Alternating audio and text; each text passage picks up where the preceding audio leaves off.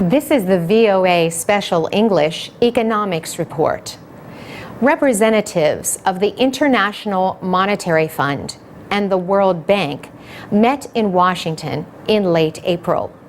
This was the last time Robert Zoellick attended the spring meetings of the two organizations as the World Bank president.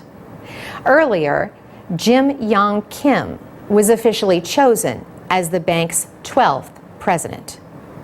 Mr. Zoellick said developing countries are now engines of growth. Developing countries have provided 2/3 of global growth over the past 5 years, he said. But he added that many developing nations still face big problems. He said all members need to work together better for their common interest. The United States traditionally chooses the World Bank head, and Europe chooses the IMF chief. But developing nations want more influence.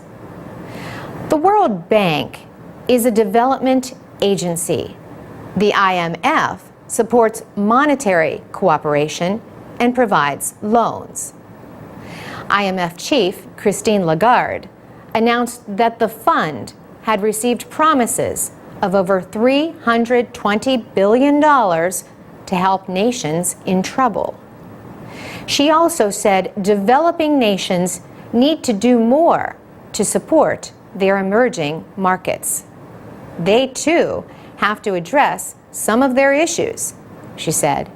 They too have to be very attentive to a volatile market situation.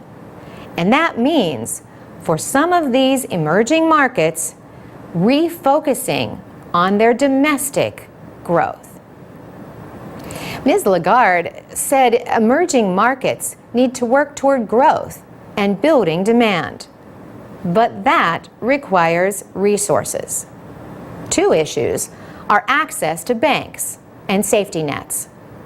The World Bank says 3/4 of the poor have no access to banks. That means no savings in their communities to finance growth. The problem is greater for women. Poor women are 28% less likely to have bank accounts than poor men. Social programs are also needed. 60% of the developing world cannot depend on social programs to protect citizens from hunger or to provide services in crises. Mr. Zoellick said, to help the poorest, every country needs basic safety nets to deal with crises. Because the other lesson we learned, he said, is if you wait until a crisis, it's too late. And rich nations have a lot to learn from developing ones. Mr. Zoellick said programs in Brazil and Mexico are not costly, but help millions. Finally, the World Bank Group welcomed its newest member, South Sudan. The nation received its first grant of $9 million.